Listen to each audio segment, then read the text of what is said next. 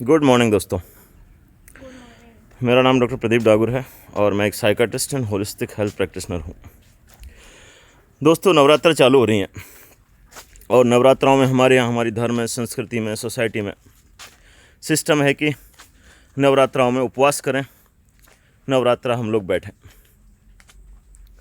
लेकिन विडंबना है हमारे देश की और देशवासियों की कि हम हमारी कल्चर की, हमारी संस्कृति की, हमारी धर्म की बातों को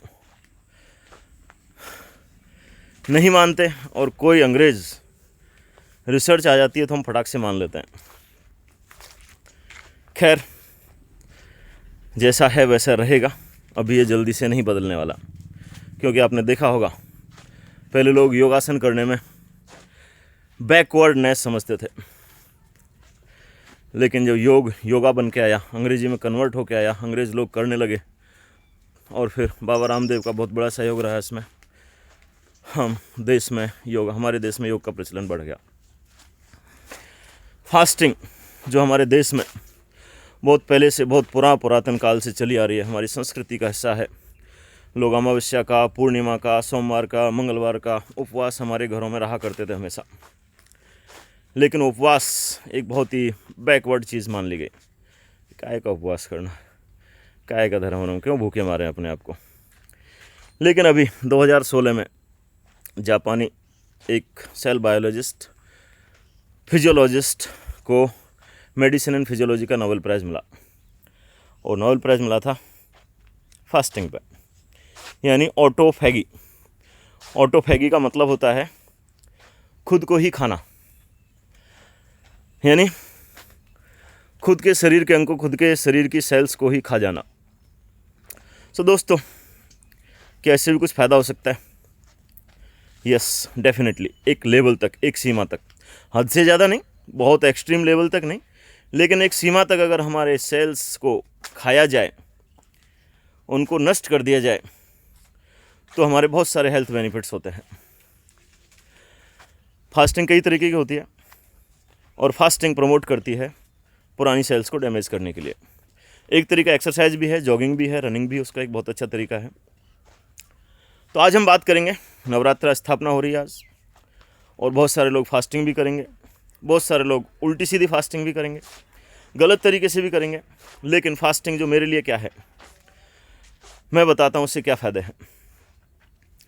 जब हम फास्टिंग करते हैं तो हमारी बॉडी की पुरानी, मरने वाली या यूजलेस सेल्स, सभी अंगों की, दिमाग से लेके और शरीर की हर चमड़ी तक, किडनी, इंटेस्टाइन, लिवर, सब की जो भी पुरानी पड़ चुकी हैं सेल्स, जो भी यूजलेस हैं, जो भी बूढ़ी हो चुकी हैं, जो काम की नहीं है, जो बॉडी के ऊपर एक बर्डन की तरह हैं, जो टॉक्सिन्स प्रोड्यूस कर रही हैं, कोई हमारे लिए कोई बेनिफिशियल चीज़ प्रोड्यूस नहीं कर रही हैं, उन सब को हमारा शरीर ख़त्म कर देता है।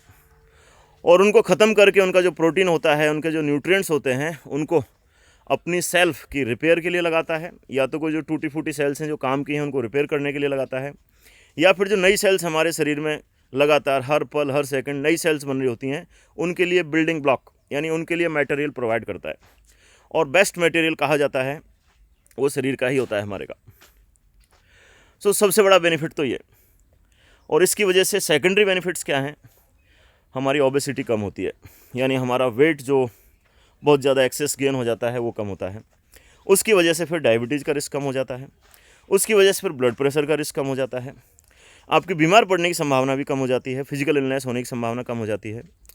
और उसकी वजह से जो हमारे सेल्स, कई बार जो बॉडी में क्या है, हमेशा कुछ ना कुछ नई सेल्स बनती रहती हैं, सारी की सारी सही बने ज़रूरी नहीं है, कुछ डिफेक्टिव सेल्स भी बनती हैं, और उन डिफेक्टिव सेल्स के अंदर कई बार रीजनरेशन की पावर हमारी नॉर्मल सेल से ज़्यादा होती है, और वो डिफेक्टिव सेल भी अपनी संख्या बढ़ाना पसंद करती हैं, और वो डिफेक्टिव सेल धीरे धीरे ट्यूमर का रूप ले लेती हैं, यानी कैंसर। तो हमारा शरीर जब हमारी बेकार या पुरानी या यूजलेस या नॉन प्रोडक्टिव या डिफेक्टिव सेल्स को डैमेज करने की क्षमता खो देता है, तो हमारे अंदर ये सारी बीमारियां कैंसर तक होने की संभावना बढ़ जाती है।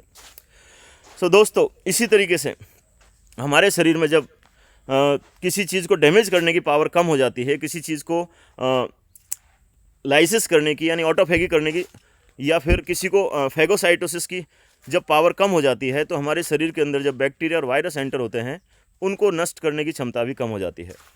इस वजह से मोटे लोग भले देखने में लगते होंगे कि अरे यार बड़ा तगड़ा है, मजबूत सा लग रहा है, लेकिन उनके अंदर वायरल इन्फेक्शन, बैक्टीरियल इन्फेक्शन ज़्यादा होते हैं, क्योंकि उनके अंदर जो फैगोसाइटोसिस का सिस्टम है वो वीक हो चुका होता है।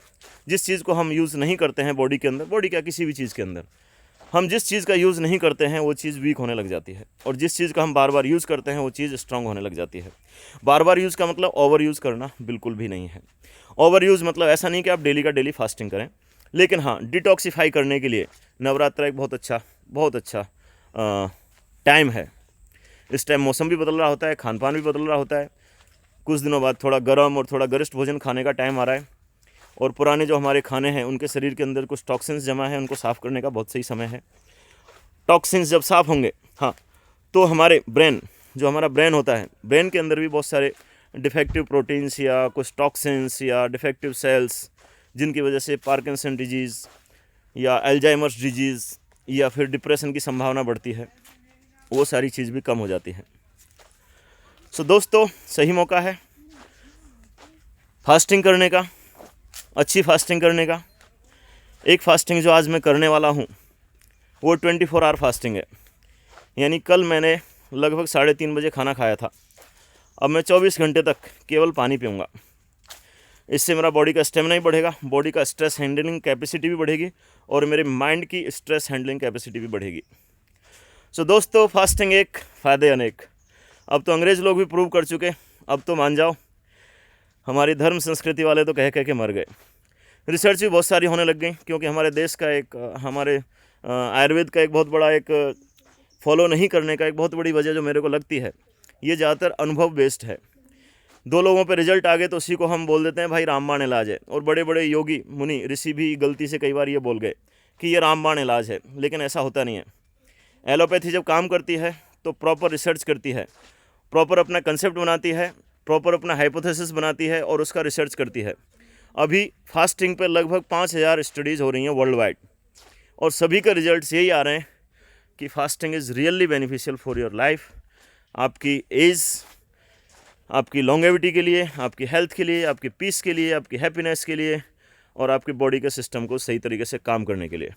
So don't avoid fasting, do fasting, but in appropriate way. अगर आपको कोई बीमारी है, अगर आप प्रेग्नेंट हैं, अगर आप ब्रेस्ट फीडिंग कर रही हैं, आपको कोई सीरियस इलनेस है, आपकी कोई दवाइयाँ चल रही हैं, तो आप अपने डॉक्टर के अंडर में ही फास्टिंग करें। डायरेक्टली मेरे कहने से फास्टिंग नहीं कर लें। अगर आप स्वस्थ हैं तो आराम से मेरे कहने से डायरेक्ट कर सकते हैं। Thank you. आपके लिए नवरात्रि शुभ रहें, सुखद रहें, आनंददायक रहें, आपके जीवन के लिए, आपके देश, समाज, दुनिया के लिए। धन्यवाद।